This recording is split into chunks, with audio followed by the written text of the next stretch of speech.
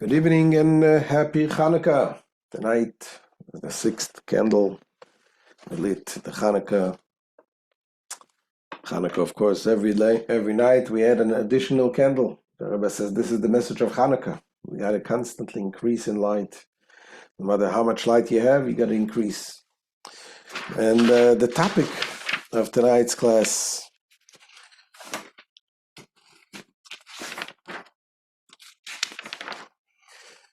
it's never too dark in your life. There's no such thing, a place that you're saying, oh, too dark, no hope.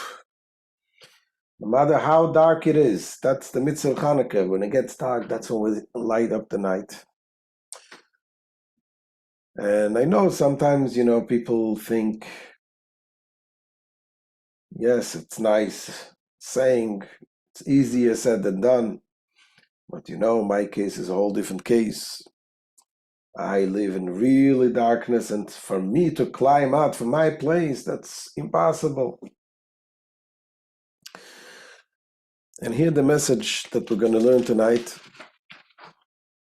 is that there is no such a thing. There's always the fact that we are in darkness. If a person finds himself or herself in darkness, that itself is a sign that it's time to turn on the light. And the light is the Torah. That is what the Rebbe always encouraged us and gave us and guided us, always lifting up someone. There was once one of the it was Rabbi Hecht, Rabbi J.J. Hecht, they call him Yaakov Yitzchak Hecht. He was very close to the Rebbe, and he was organizing the many things. Among them, it was the Lag BaOmer parades in front of 770 with thousands of people, thousands of children. And once there was an issue, I think it was it was supposed to rain, and they asked the bracha for the Rebbe, everything should go well, should be dry. By the way, we had a similar miracle here. We had the Chanukah parade on Sunday night. The forecast was it was supposed to rain and rain. We asked the bracha by the Rebbe, and Baruch Hashem, it was raining before, raining after, but throughout the Chanukah parade, everything went smoothly. There was no rain throughout the parade, and also during the event that we had outside at Net Cost was no rain. The moment the music stopped, started pouring rain. So here we see some miracles happening by us also. In any case, this Rabbi Hecht asked the Rabbi bracha for the Lag BaOmer shouldn't rain, and in the end, Baruch Hashem, everything was nice. And he told the Rebbe, he thanked the Rebbe for the bracha. He told the Rebbe, you pulled me out, meaning you pulled me out of the trouble. The Rebbe says, pulled me out, aufgeheben, elevated. That is the Rebbe says, the Rebbe's job is to elevate us, no matter what situation, what circumstances we find ourselves. The Rebbe always guides us that there is a way to elevate. We need to elevate, to uplift yourself. There was once a chassid. His name was Reb Zalman Teibel. He was a chassid, came from Russia, and he composed the nigun, a melody of the words "Ano avdo dekutsha berichu." Ano avdo dekutsha berichu. This is from the prayer that we say when we open up the ark, that I am the servant of God, and so on. And then he got old, and he had some Alzheimer's, and to the point that he didn't recognize people. And one time his nurse brought him, and the day before Yom Kippur, the Rebbe would give out lekach, honey cake, and give blessings for a good year. And the nurse brought him to the Rebbe. to get a piece of lekach, a piece of honey cake from the Rebbe and a blessing for a good year. But he looked at the Rebbe and he didn't even recognize the Rebbe. It's like you see the person with Alzheimer's. And the Rebbe looked at him. The Rebbe gave him the lekach. And there was a line of thousands of people waiting. And then the Rebbe stopped. And the Rebbe started singing that melody that he composed and he introduced to Lubavitch. Ano, avdo. And the Rebbe was singing the whole melody as thousands of people were waiting. And all of a sudden, a smile, a big smile came on this face of this Chassid Reb Zalman Teibel. And you can imagine what this did to him. So I guess something touched very deep and that brought him back. Something that is really connected with. And that is the idea of uplifting from the depths, from the darkness, that you can be uplifted. And how? Through the light of the Torah, as we will learn tonight in the miracle of Chanukah. So what is the miracle of Chanukah? We know, of course, the miracle of Chanukah, we celebrate what happened during the time of the Second Temple. The Jewish people in the Holy Land, before even a name of Palestine was ever existed. The Romans named the land of Israel Palestine after, about a couple of hundred years later. Here we're talking about the Jewish people celebrating in the Holy Temple, and then there was the Greeks that conquered. And they started doing some decrees against Judaism. And to the point that the Jews went and fought the war against the Greeks. And there was this very small number of righteous Jews that went and fought against the Greeks. And they won the war. It was a miraculous victory. Then they went into the Holy Temple and they realized that the Greeks defiled the oil in the temple. Timu Koloshman, they defiled all the oil. There was oil to light the menorah in the temple. And they touched the oil, they made it impure. And of course, the miracle that they found one cruse of oil, and that cruse was enough for one day, and then it lit for 8 days. And that was a great miracle. So this story of Chanukah is recorded in different places. We, of course, look into the Talmud, and we're going to read from the Talmud the way the Talmud describes what is the miracle of Chanukah.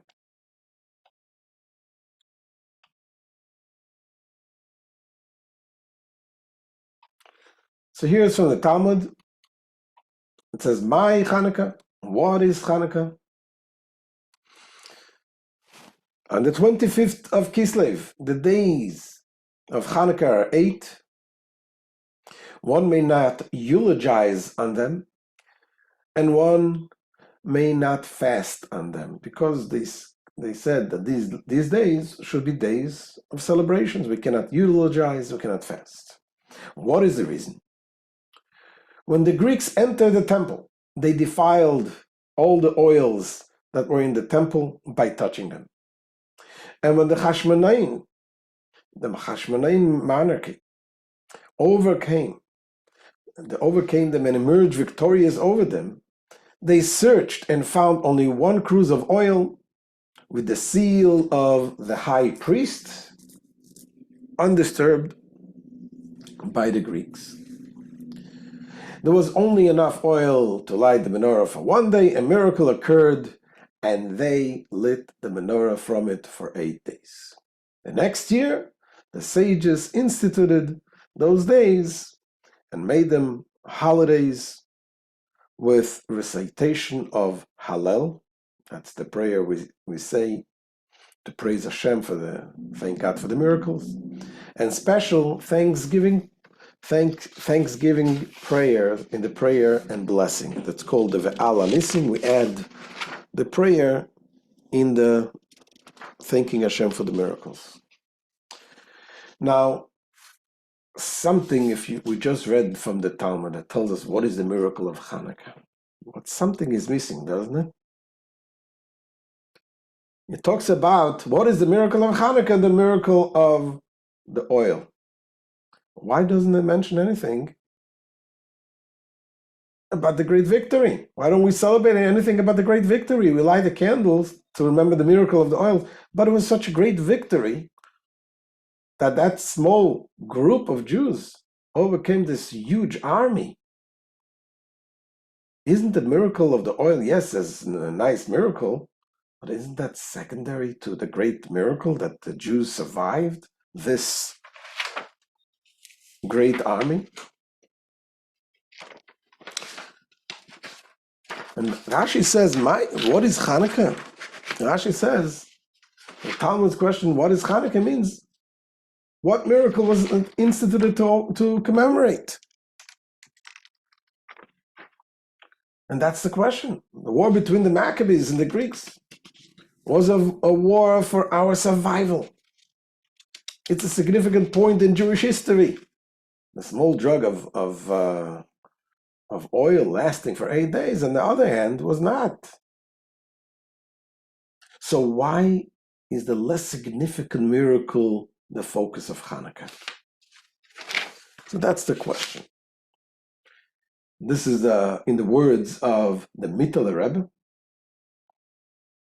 the second Chabad Rebbe, Rabbi Dov Ber. He's asking this question. Logically, it seems that the military victory of the many into the hands of the few, the strong into the hands of the weak, or we say from the prayer which starts V'hala Nisim, this was the primary victory. And the miracle of the oil is secondary to it. But Chanukah is observed on the 25th of Kislev, when the miracle of the oil occurred, and not on the 24th. Okay, that's what happened. On the 24th of Kislev, they won the war, and the miracle of the oil was the next day. When do we start celebrating Chanukah? Not at 24th, the day they won the war, but the next day, when they were lighting the menorah. When the military victory took place, that was the 24th. Why do we give primacy to the seemingly secondary miracle and relegate the seemingly primary miracle to secondary status? So that's a question.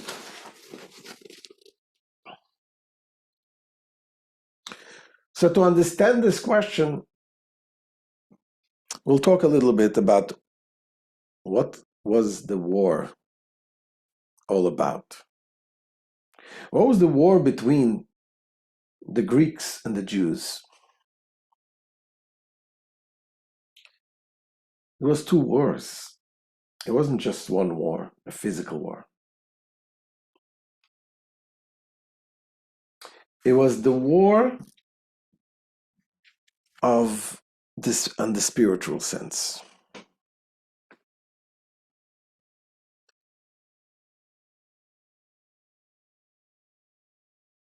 Jewish people, of course, they value the intellect, very smart nation, smart people. But there is one thing that the world didn't get. The fact that the Jews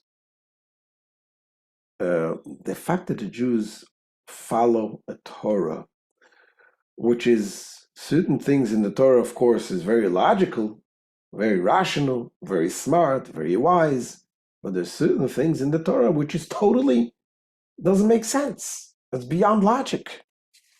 That was the main part of the war with the Greeks.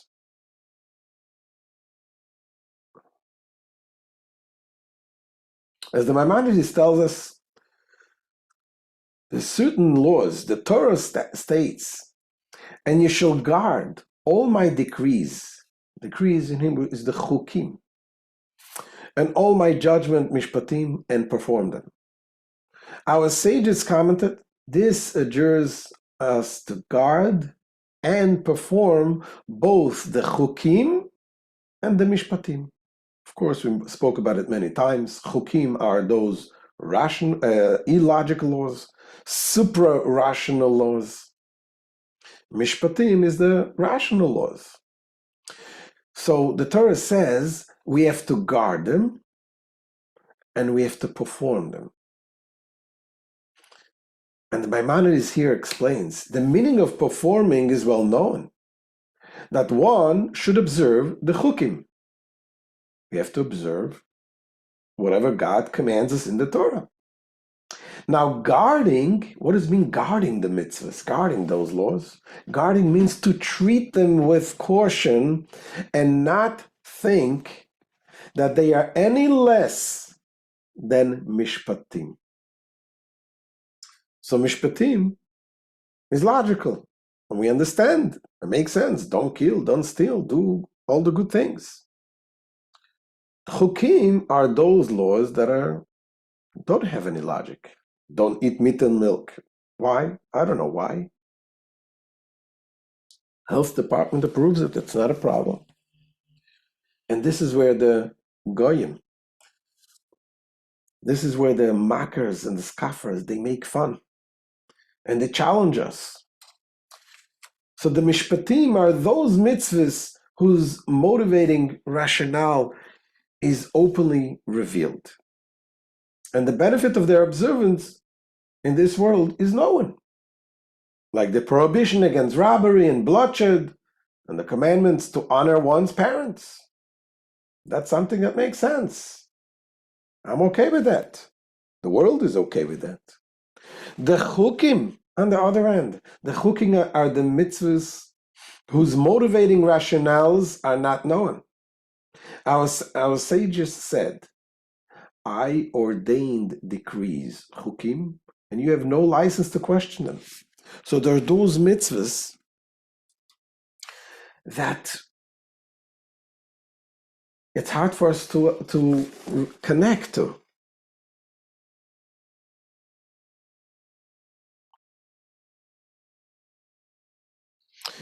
And this is where the struggle to relinquish our personal reasoning and embrace a higher power,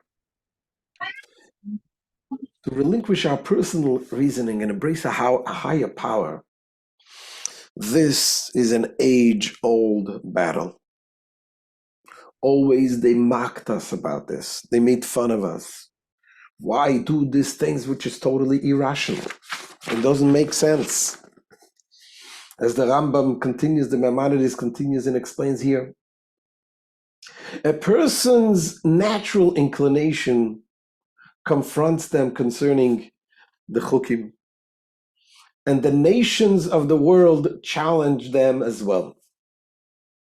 So it's hard for us to connect to, and the nations of the world also, they mock us for this. For example, the prohibition of the meat of a pig. Pork is not kosher. Why not? There's no reason. Milk and meat. The calf whose neck is broken. The red heifer. The goat sent to Azazel. King David suffered greatly because of the heretics and the idolaters who would issue challenges concerning the decrees. Anytime they would pursue him with false retorts that they have argued according to humanity's limited knowledge, he would increase his clinging to the Torah. As the verse states, it says in Tehillim, willful transgressors have stacked falsehood against me, but I guard your precepts with a full heart.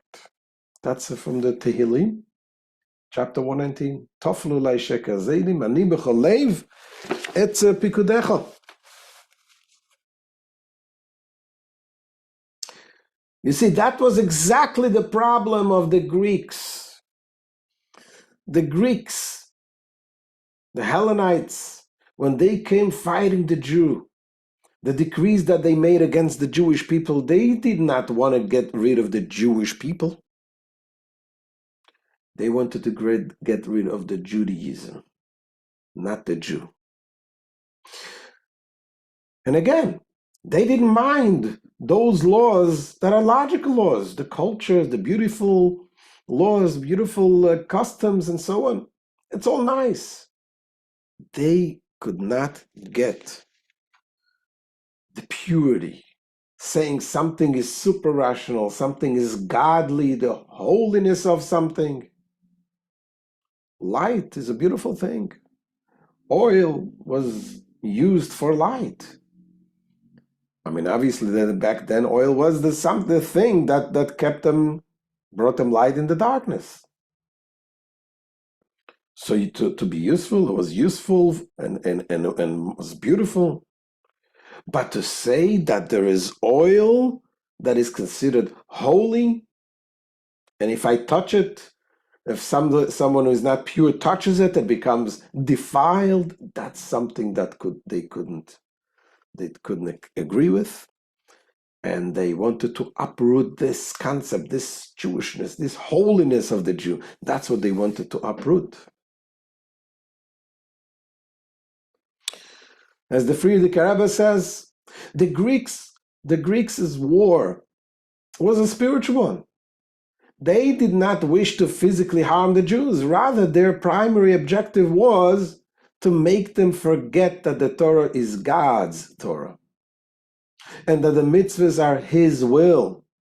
Meaning, they did not have a problem with the Torah insofar as it is an intellectual exercise. To be sure, the Greeks were highly sophisticated people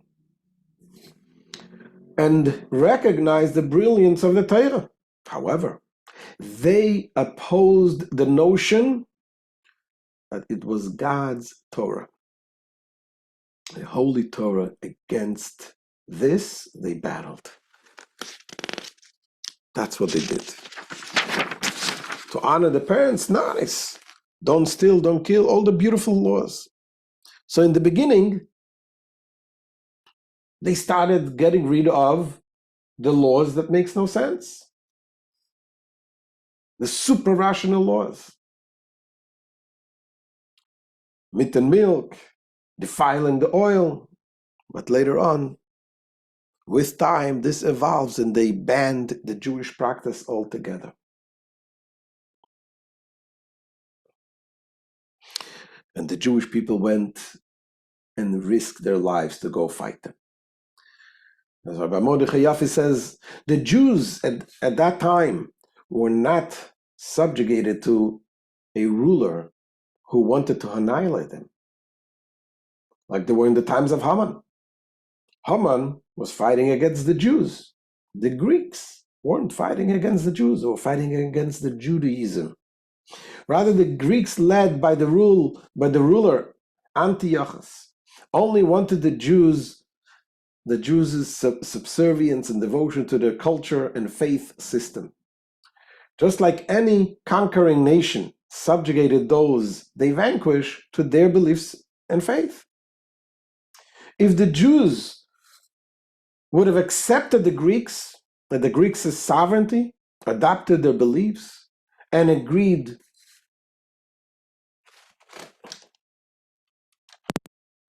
to pay. I'm sorry. Rabbi, sorry about that. Yeah. Okay. You had a question?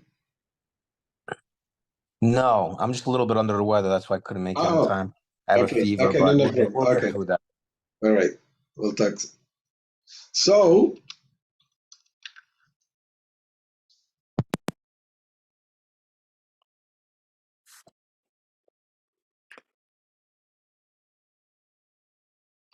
if the Jews would have accepted the Greeks' sovereignty, adopted the faith, and agreed to pay them taxes, the Greeks would not have asked for more.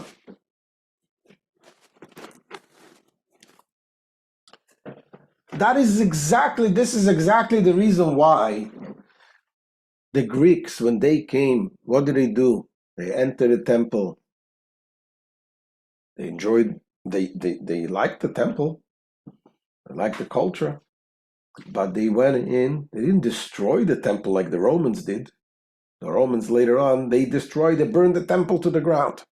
The Greeks enjoyed the temple, but they went and they defiled the oil. They wanted to uproot the idea that there's something pure. As we say in the song of Maoz Tzur, Yavonim nigbetzu alai, azai b'mei chashmanim, ufortzu chomes migdalai, vetimu kol hashmanim. The Greeks gathered against me in the days of Hashmonaim. They broke down the walls of my towers and they defiled all the oils.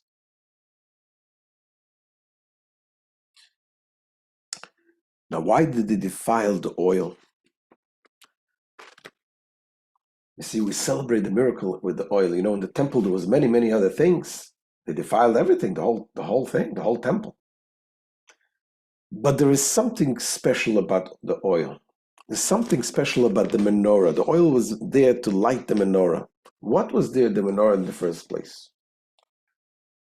Our sages tell us that the menorah, I mean, naturally you would think a menorah and a candelabra was there to bring light in the temple.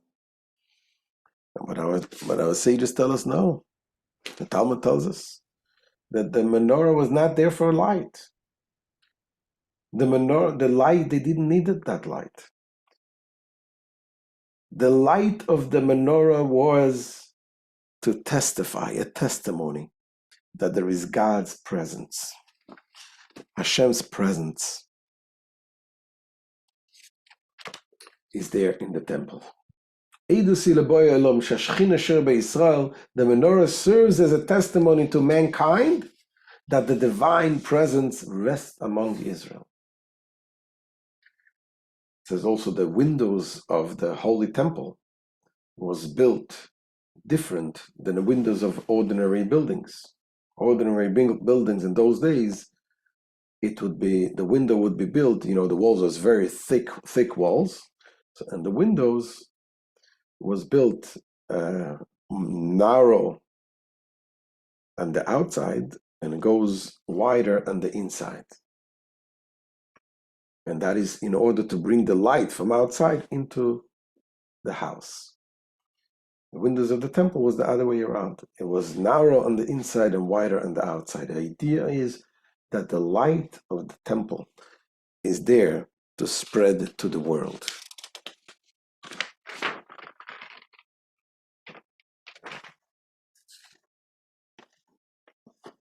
And this is what the Mittel Rebbe explains. The Greeks wanted to make the Jews forget about the divine aspects of the Torah. They did not want to harm them physically. Therefore, they deliberately contaminated the oil in the temple, for the oil represents the divine light of the Torah. Consequently, the miracle of the oil, which was the answer to the Greeks' primary scheme, is the primary miracle of Chanukah. And the military victory, the answer to the physical conflict that the Greeks never intended. And that is secondary to it. So that now we understand why on Chanukah, what is the main miracle? The main miracle is the oil. Yes, of course, it was a great miracle that Hashem saved us physically. But this was a consequence of the spiritual miracle. When the Jews went and they risked their lives, they dedicated themselves, saying that we want to be connected to Hashem, no matter what they say, no matter how much the enemy is trying to pull us away. We are connected to Hashem. However, the question is, so first of all, we have here the answer. Far from being side miracle, the miracle of the oil embodies the essence of our struggle against the Greeks. That was the main struggle, the spiritual struggle. When the oil burned for 8 days. It was the spirit and life of Judaism that was shining in the unextinguished flames. It was a sign from Hashem that Hashem says to us, yes, you fought for your spiritual life, and I'm showing to you here the light keeps burning. And the answer that Hashem is smiling back to us. That was the main thing. Okay, so now we understand that. But still the question is, but what about the other miracle? Isn't that important enough also to celebrate the victory of the war? Shouldn't we celebrate this also? And the answer is simple, of course. Of course we should express gratitude for the physical victory as well. When do we celebrate? When do we commemorate the gratitude? This our sages established to say during the prayer of the Amidah, and during when we eat the meal, and we say the Birkat Hamazon, the grace after the meal, the blessing after the meal. This is when we say the blessings and thanking Hashem for the miracle of the war. That is part of the prayer that we say. And say, you, in your abundant mercy, stood by them in the time of distress. You defeated you defended their cause. You judged their grievances. You avenged them. You delivered the mighty into the hands of the weak, the many into the hands of the few, the defiled people into the hands of the undefiled, the wicked into the hands of the righteous, and the insolent sinners into the hands of diligent students of your Torah. And you made for yourself a great and sanctified name in your world. And for your people, Israel, you performed a great deliverance and redemption unto this very day. Now, this prayer of the Alanissim that we say every day, now 3 times a day during the Amidah prayer, and when we eat bread, we say the blessing also. This is when we commemorate, this is when we give thanks to Hashem for the miracle of the war. But what is missing in this prayer? Did you notice? It's missing something. It doesn't mention about the miracle of the oil at all. So on the one hand, we light the candles and we only celebrate the miracle of the oil, and yet then we say, okay, we have to give thanks also a miracle of the winning the war. So we put the Ve'ala Nissim, the prayer in the Amidah, in the giving thanks to Hashem for the miracles. But why not mentioned the miracle of the menorah? Okay. Why is the miracle of the oil not mentioned in Ve'ala Nissim? The prayer commemorating the military victory. We don't mention about the miracle of the oil at all. And the answer is, both miracles are important and both deserve their time in limelight.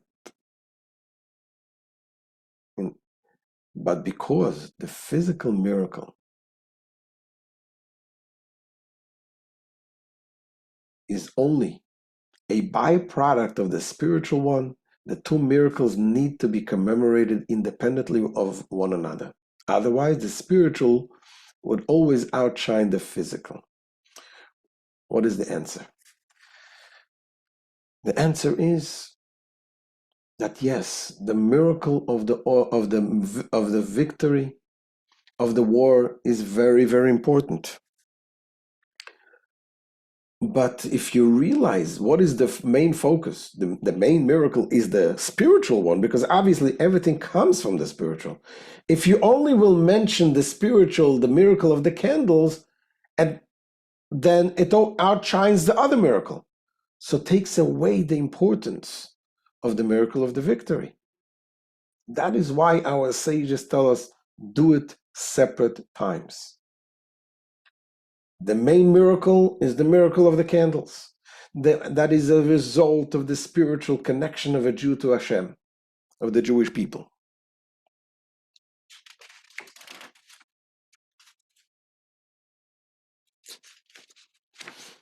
And when you do thanks, yes, it is important also to give thanks for the physical miracle, but you have to do it separately. Otherwise, it's going to outshine. That's what the Rebbe explains. This is from the Rebbe's Likutei Sichos. The Rebbe says, when compared with the great spiritual revelation of Chanukah, which was expressed through the miracle of the oil, the physical military victory becomes insignificant. It becomes so much smaller. We're talking about the great miracle of Hashem, God's presence, the holiness of the Torah revealed to us. The other thing is insignificant. Physical things for Hashem is so small compared to that spiritual miracle. Therefore, when we wish to commemorate and offer thanks for the physical victory, we cannot simultaneously mention the miracle of the oil because it would outshine the physical victory to the extent that it would become negligible, insignificant. Therefore, we commemorate the two miracles at two different times.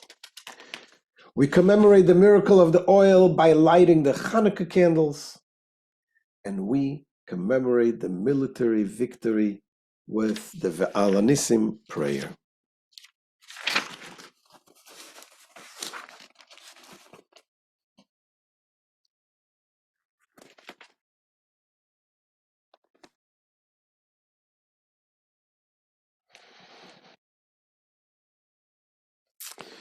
So now we have the answer. We asked why mentioned the secondary miracle of the Chanukah in the Talmud. It doesn't mention about the war. And the answer is exactly that, because that's not a secondary miracle. That is the miracle. The miracle of the oil represents the spiritual connection of the Jew to Hashem. That is the main thing. The secondary is the miracle of the war. And it is an important miracle that we need to give thanks to it. And for that we do the prayer. And the Rebbe also explains, why is it that we connect the spiritual miracle with light? Because light is the closest thing to spirituality in the physical world. Think about it. There's certain things that are physical, that you can touch. There are certain things that you cannot touch, like sound or smell. They're a little more spiritual. The closest thing to spirituality, that's something that you can observe in the physical world. The closest to spirituality is the concept of light. And that is why we celebrate the miracle with the light. That is why we have the mitzvah of having the light, and that is why we celebrate the miracle with lighting the candles. Because the idea, the miracle that we celebrate, is the power of the spiritual connection that we have, spiritual connection to Hashem, and that is represented in light. Light possesses the most spiritual qualities of anything we can observe. Thus, we use light as a metaphor for anything godly and spiritual. As the Frierdiker Rebbe says, everything spiritual is compared to light because the spiritual realm is entirely removed from physicality. Thus, everything that exists in the spiritual realm is analogous to light.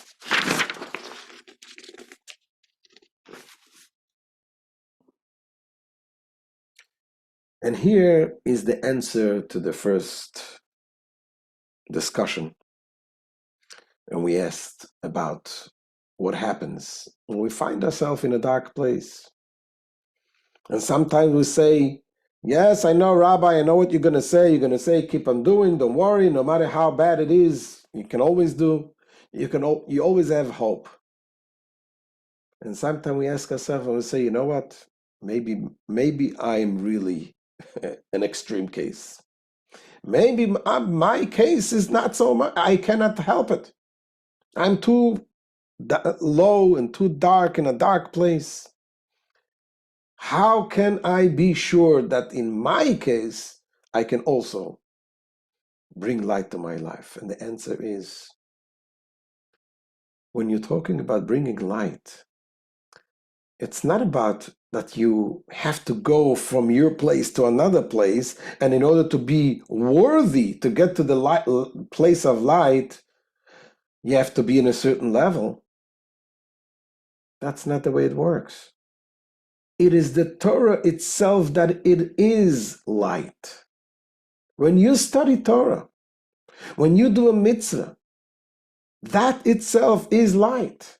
So therefore, no matter where you are, no matter what level you are, the Torah that you will study, the mitzvah that you will do, let it be a small mitzvah, a little Torah, and especially the spiritual part, the mystical part of the Torah, the Hasidus, that illuminates your life. The Torah says, Kiner mitzvah v'teira oya. For a mitzvah is a lamp, and Torah is light. And that's why the Torah itself will bring us closer. When one studies Torah, its light draws them to the right path. I want to read with you now a letter that the Lubavitcher Rebbe wrote to Jewish inmates in prison,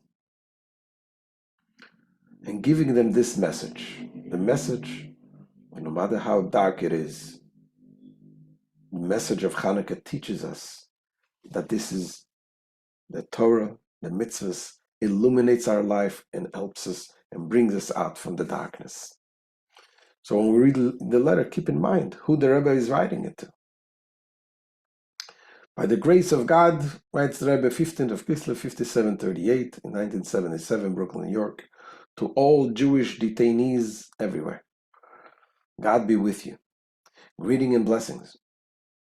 In connection with the forthcoming days of Chanukah, I extend to each and all of you prayerful wishes for a bright and inspiring Chanukah, coupled with the fulfillment of your heart's desire for good in every respect.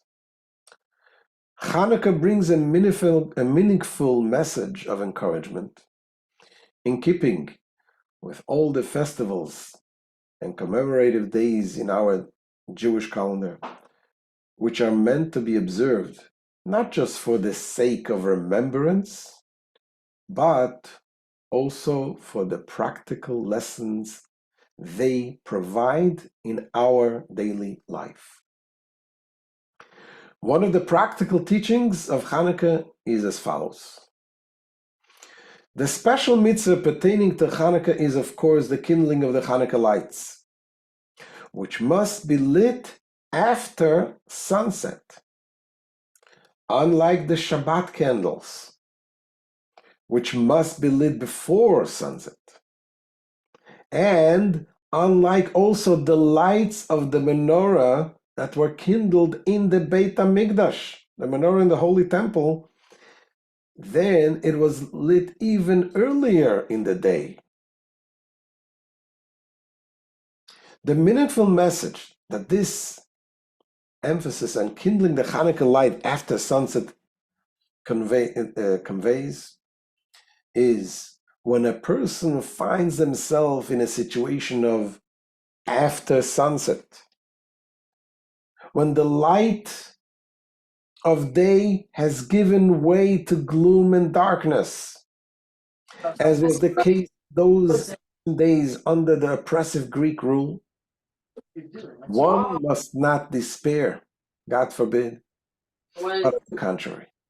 It is necessary to fortify oneself with complete trust in God, the essence of goodness and take heart in the firm belief that the darkness is only temporary and it will soon be superseded by a bright light, which will be seen and felt all the more strongly through the supremacy of light over darkness and by the intensity of the contrast. And this is the meaning of lighting the Chanukah lights, and in a manner that calls for lighting an additional candle each successive day of Chanukah, to plainly see for oneself and to demonstrate to others passing by in the street that light dispels darkness, and that even a little light dispels a great deal of darkness. How much more so a light that steadily grows in intensity? And if physical light has such quality and power, how much more so eternal spiritual light? What has been said above to our Jewish people as a whole, as well as to each individual Jew, man, woman in particular,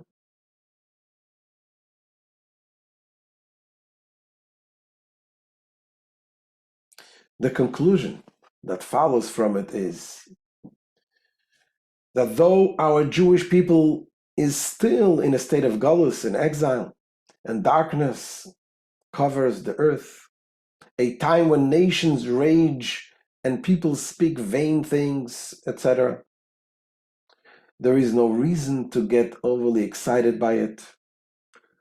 We have only to strengthen our trust in God, the guardian of his people, Israel, who neither slumbers nor sleeps, and be confident that he will protect his people wherever they may be, and will bless them with hatzlacha, success in all things, and in a growing measure, and that he will hasten the coming of our righteous Mashiach to bring us true and complete geula, redemption, which is fast approaching. Similarly, in regards to each individual, those who find themselves in a state of personal galut, personal exile, there is no cause for discouragement and despondency, God forbid. On the contrary, one must find increasing strength in complete trust in the Creator and Master of the universe, that their personal deliverance from distress and confinement is on its speedy way. All the more so when this trust is expressed in a growing commitment to the fulfillment of God's will in the daily life and conduct in accordance with his Torah and mitzvahs, of which the mitzvah of kindling the Chanukah light is particularly significant in that it symbolizes the illumination of the soul, the lamp of God, with the light of the Torah and mitzvahs. For a mitzvah is a lamp and the Torah is light, illuminating it in an increasing measure from day to day to bring about the fulfillment of the prophecy, the people walking in the darkness and the galus will see a great light.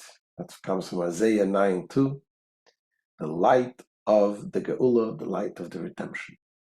With blessing for hatzlacha, success, and good tidings in all of the above and the Rebbe's signature. What a powerful letter. What an amazing letter. So in Judaism, there is no place too dark from which you cannot return. Judaism and Torah are light itself, thus the very solution to illuminating the place you're in. It's not that you have to find yourself out and then get to the Torah. The Torah is the light that illuminates your life.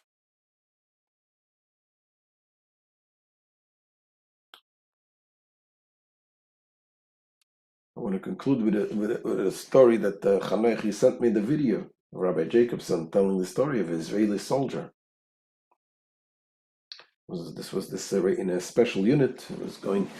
He was not Jewish, and he went to, but he was in the process. He was studying for 10 months. He was studying for his conversion, and he went to Gaza on October the 7th to fight in the Kfar Aza. They fought very difficult battles there. Everything was, and obviously they were surprised with this attack. At least the soldiers were. And then he was taken to the north. And after a few weeks, he went and approached the rabbinate, the military rabbinate, and he asked if they can please hasten to hurry his conversion. He wanted to convert right away. And they asked him, what's the hurry? So he said, he's going now to fight in the war. He doesn't know what's going to happen to him. He says, I want to die as a Jew. And that is what Chanukah is about. It is the understanding of the spiritual connection we have with Hashem, to be with Hashem. It overpowers anything else. Yes, the physical war was an amazing miracle that we give thanks to Hashem, but what is the main focus on Chanukah is the spiritual light, the connection that we have with Hashem. So to conclude the points of this class, number one, the story of Chanukah centers on two miracles, one physical, the other the spiritual, a military victory, and a jug of oil burning for far longer than naturally possible. The Talmud declares that our spiritual holiday commemorates only the spiritual miracle. Point number two, the Greeks waged a cultural spiritual war against the Jews. They were primarily irked by the Jews' logic-defying commitment to God, not the logical and elegant parts of Judaism that they didn't care, that they didn't mind, they loved it. But the super logical that they couldn't take. Number three, the spiritual miracle of oil is the ultimate spiritual victory, as opposed to the military one. And number four, at the same time, we make a small mention of the military victory as well, because that, after all, was a miracle. Torah is light, and so automatically, if one is in the dark, in the darkest place, exposure to Torah can and eventually will pull them out. So let's hope, B'ezrat Hashem, that this Chanukah miracle should help us to illuminate our lives. The Chanukah miracle and the commitment that we have to Hashem also should help the Jewish people now that are fighting the wars, the difficult wars in Gaza and other places in the Holy Land. Our brothers and sisters, may Hashem protect them, and may Hashem help to bring the hostages back alive, healthy and safety. And may we have the ultimate light, the light of Mashiach, should happen very soon. Happy Chanukah, everyone.